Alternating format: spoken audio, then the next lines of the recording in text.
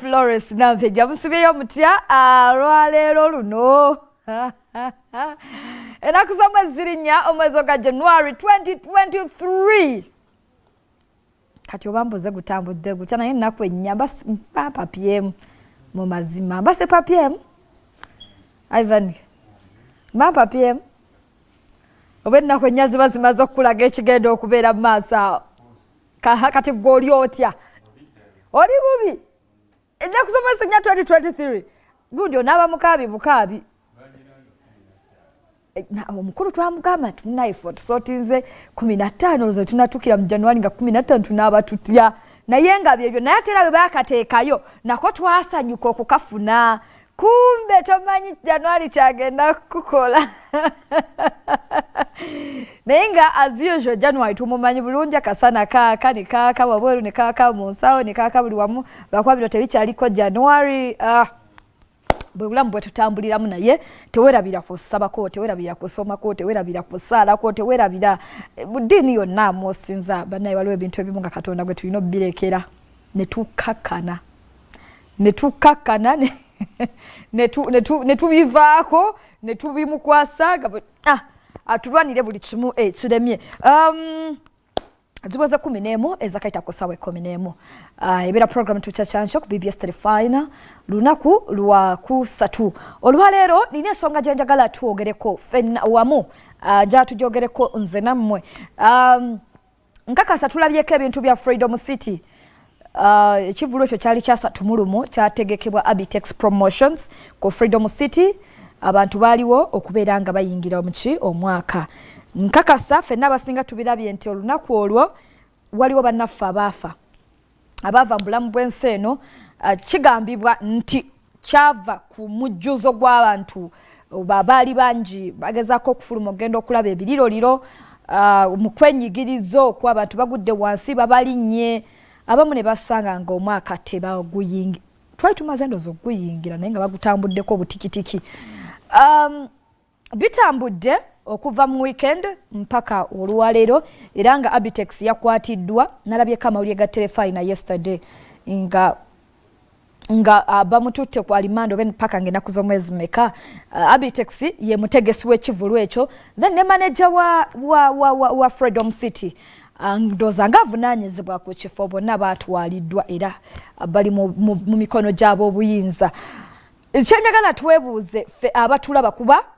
mwabali eyabandaba ffe badigize kale ffenna abantu ffe badigize ffe tugenda mu bivvulu okubeera nga tusanyuka tulaba abayimbi abamu katikolo baali bagala okulaba fireworks njala twebuuze mulowooza mu nsonga eno ani alina okuvunaanibwa kubanga era amawulire ag'enjawulo amaloboozi ag'enjawulo tugawuliddeko nga bamu bagamba nti nannyini kifo abamu ne bagamba promoter abamu ne bagamba nti poliisi bennyini kubanga tujja ne tumusasulwa ne tubasaba obukuumi kati bwe mujja tukuuma oba bwe mujja okulambula ekifo ne mulabanga bwe banaba bajjudde wayinza okubaawo obitagenda bulungi lwaki temugaana era abazzo tuwa security lwaki bwe balabanga abantu bajjudde bangi nnyo munda bayitiridde obungi tebastopinga abantu ne babagamba nti nedda bannange abaliyo bamala mwe munoonyeeko waki ewalala kati buli omu alina gwasongamu nti oba oli abamu ennaku zino bakanyama babeera bangi nti oba bakanyama buli omu alina gwakola ki gwalowooza nti alina okubeera nga avunaanibwa njagala kibeere ekibuuzo gye tuli mwenna bagenda okuteesa nange oluwaleero mulowooza muntu ky'omutuufu alina okubeera nga avunaanibwa ate ne wabeerawo abamu abagamba nti ebintu by'okufa Katonda yatuyita Katonda yasalawo nti leero ogenda leero tukola osigala nti tuleme kubaako gwe tunenya naye tufune mu kyakuyiga omulundi oguddako tuleme kufuna kintu kifaananako nga ekyo oyo naye waali kati gwandaba njagala oteeseze wamu nange wamma golowooza akyandibadde kiti olowooza ani alina okuvunaanibwa wati wali alina kuvunaanibwa nga tukireke abafiiriddwa Mukama abagumye n'abatugenzeko Omukama bawe ekiwummulo eky'emirembe oba waliwo omuntu oyo omu oba ababiri oba abasatu abalina okubeera nga bavunaanyizibwa ku nsonga eno ekyo kimu ekyokubiri waliwo era abalala bagambye nti abayimbi kuba abantu bano bafiiridde ku Freedom City nga bagenze kunyumirwa bagenze kuwagira ababaaliyo oba omutegesi yali ategese naye ebiseera ebisinga tetugenda lwa mutegesi tugenda lwa tugeze erikenzo gyali tugeze Winnie ngeza mu kivvulu kya Winnie Nwagi ngeza bugeza nti abayimbi muvuddeyo kitono ku nsonga eno okupostingako abantu abo abaafudde nga bazze kuwagira mirimu gyammwe nga bazze kubawagira kubawa ku kyakulya nti mufuddeyo kitono posts teziweze nga bwe tulabye bwe mukola ku bantu oluuta abeebweru abatali nabawano buli omu naavaayo nagundi naye rest in peace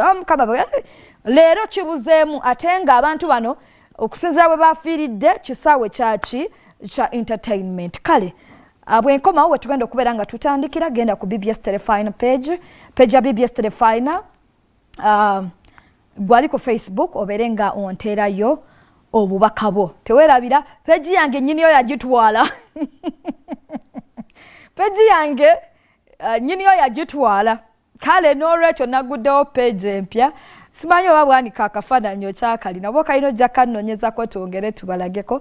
naguddewo peji empya Florence Nampijja agenda kugibalagako maaso awo agendayo following olikinge tuddemu tuzimba empya tebunayi tunakola ki naye nga yagitwala mu manyi naye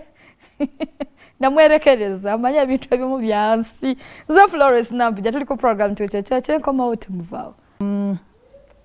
akoze atya Wangi eyo ye peji yange empya ankimanyi nyingi pages eziri mu Florence Nampijja naye yange bwetyo bwerabika kuliko omukyalo oyo yellow wa mabega and then black maaso profile picture ya black gendayo ompeka like following tukiddemu nga bulijjo bwe kibeera naye byebyo nyiniyo yagitwala kale ono agambye ye Seguya Charles poliisi yennyini poliisi nennyini kifo kuba buvunaanyizibwa bwa poliisi okukuuma abantu n'ebyayo. Ssenyonjo Edward ye n'agamba nze ndowooza nannyini kifo olw'ensonga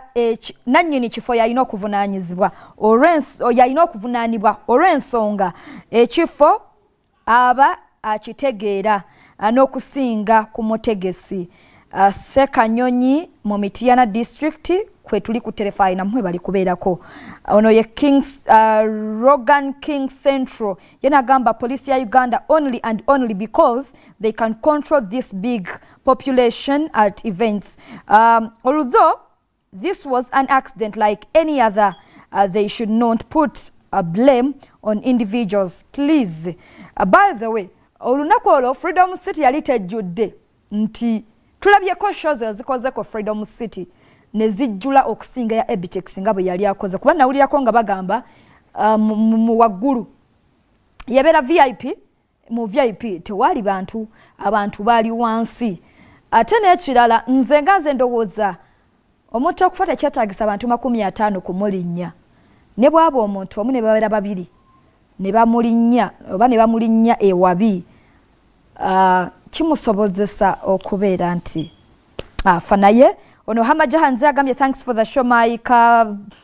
mala byonna mwana gwe nze ngamba bambi okufa Mungu abeera bwageze tuleme kunenya muntu yenna ku nsonga eno just batereze butereza buzibu we bwavudde ono yagambye pro selector yagambye life ya nasana police yerina okuvunaanibwa. Namata Hasifa yanagamba live from this side of South Sudan Juba nannyini kifo kubanga yabeera nnyinimu omutegesi naye aba mugenyi. Ivan yanagamba nze ndowooza Bank Hill police n'omutegesi w'ekivvulu. Miki Nansera yanagamba police yesookerwako kubanga